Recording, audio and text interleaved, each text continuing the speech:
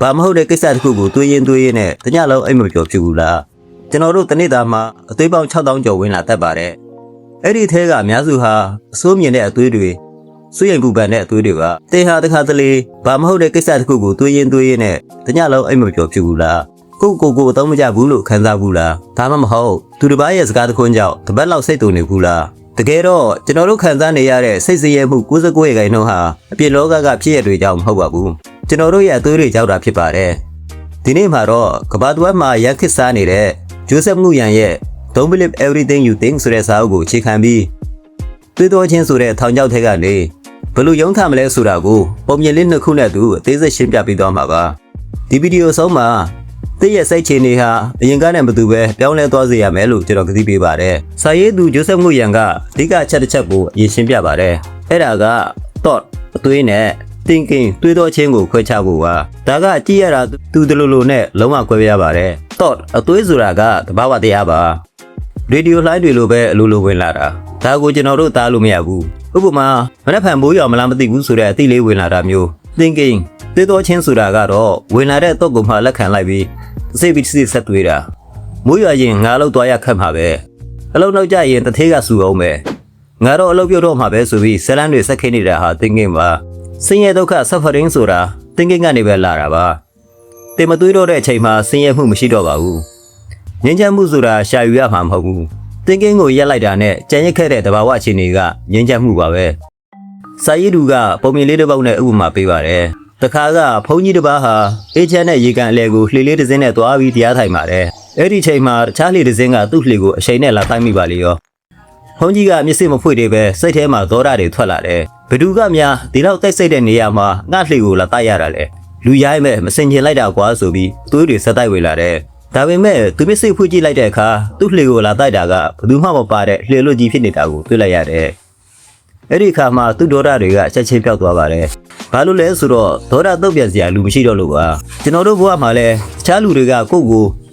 စကားနဲ့တိုက်ခိုက်တာအလုပ်ထဲမှာစေမပြေတာတွေဟာလှေလွတ်တဲ့သူပါတယ်တစ်ဖက်လူကရည်ရွယ်ချက်ရှိလောက်တာမဟုတ်ပဲသူတို့လည်းသူတို့ရဲ့အသွေးတွေနောက်မှာမျက်စိလဲနေကြတာပါဒါကိုသိလိုက်ရင်ကျွန်တော်တို့ဘယ်သူ့ကိုမှဒေါသထွက်နေစရာမလိုတော့ပါဘူးနောက်ထပ်ပုံမြင်တစ်ပုဒ်ကတော့စိတ်ပညာမှာအရင်နာမည်ကြီးတဲ့ဆာမူရိုင်းပုံမြင်ပါ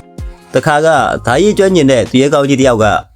ဘုန်းကြီးတစ်ပါးစီသွားပြီးမေးပါတယ်ရှင်ဖေဟာငရဲတဲ့နတ်ပြည်ဆိုတာတကယ်ရှိတယ်လားရှိရင်ပြပေးပါတဲ့ဘုန်းကြီးကသူ့ကိုကြည့်ပြီးလှောင်ပြုံးလိုက်တယ်မင်းလိုပုံစိုးပွားစိုးဘုဒ္ဓတာမရှိတဲ့လူပိန်းမျိုးကိုငါကရှင်းပြရမှာလားတွားငါရှိကထွက်သွားလို့ပြောလိုက်ပါတယ်သူရဲကောင်းကဒေါသတွေငယ်ထိတ်ဆောက်ပြီးဓာတ်ကိုဆက်ထောက်ကဘုန်းကြီးကိုခုတ်ဖို့ပြလိုက်ပါတယ်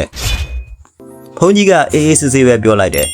အဲ့ဒါငရဲရဲ့တကားပဲတဲ့သူရဲကောင်းကချက်ချင်းတော့ပေါက်သွားပါတယ်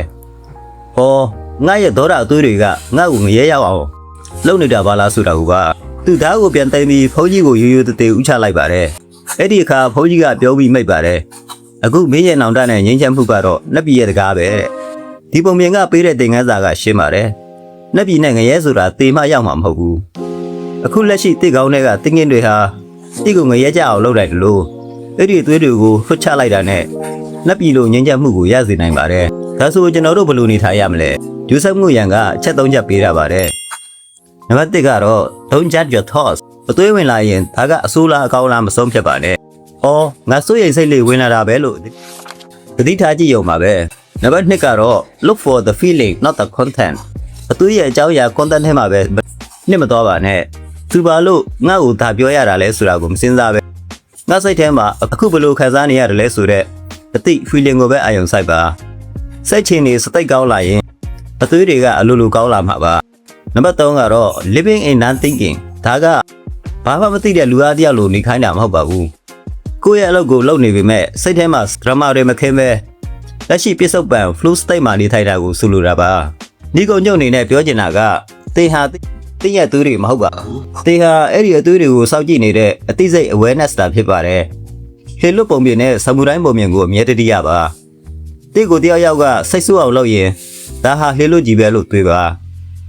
တိစိတ်ထဲမှာပူလောင်နေရင်ငါအခုငရဲတကားကိုခွိနေတာလားလို့ကိုပြန်မေးပါစစ်စီရဲမှုကနေလွတ်ပြောင်းဖို့ဆိုတာအဝေးကြီးမှာမဟုတ်ပါဘူးကိုယ့်ရဲ့အသွေးတွေကိုအကုန်လုံးမယုံလိုက်ဖို့ပါပဲဒီဗီဒီယိုလေးကအသေးအကျိုးရှိမယ်လို့မျှော်လင့်ပါတယ်တကယ်လို့သင်ဟာ overthinking ဖြစ်တတ်တဲ့လူဆိုရင်ဒီစာအုပ်ကပြောတဲ့ချက်တွေထဲက ဘယ်ချက်ကိုကြိုက်ဆုံးလဲဆိုတာ comment မှာရေးခဲ့ပေးပါဦးဒီလိုမျိုးဘဝအတွက်သုံးဝင်တဲ့ voice summary တွေနဲ့ storytelling တွေကိုအမြဲကြည့်ကြရင်တော့ subscribe လုပ်ထားဖို့မမေ့ပါနဲ့အားလုံးပဲအသွေးတွေကနေလွတ်မြောက်ပြီးငြိမ်းချမ်းကြပါစေ